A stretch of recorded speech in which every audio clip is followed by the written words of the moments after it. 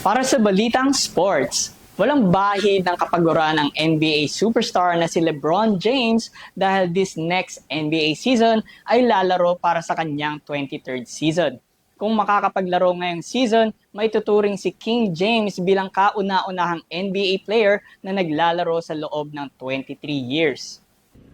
Bagamat wala pang kumpirmasyon, inihahanda na ng veteran superstar ang kanyang contract option para sa susunod na season. Pero sa isang trade rumors, inooferan umano ang kanyang agent ng mga potential teams. Sabi ni Rich Paul sa isang interview na isulitin ni LeBron ang mga natitirang taon niya sa NBA. Dagdag nito ang pagkakaroon ng mutual understanding ng agent at Lakers organization ukol sa late stage of career ni LeBron. Maganda ang standing ng Los Angeles Lakers noong previous regular season.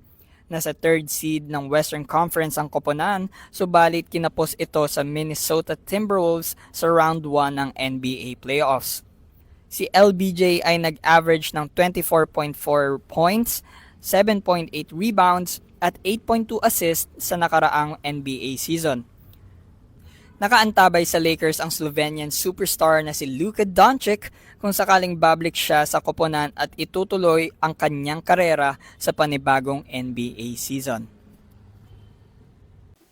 Abangan ang susunod na balitang sports dito lamang yan sa EuroTV News. Ako muli si Kyle Basa, sumasaludo sa bawat Pilipino. Balik sa inyo, Henry, Mia at Vanessa.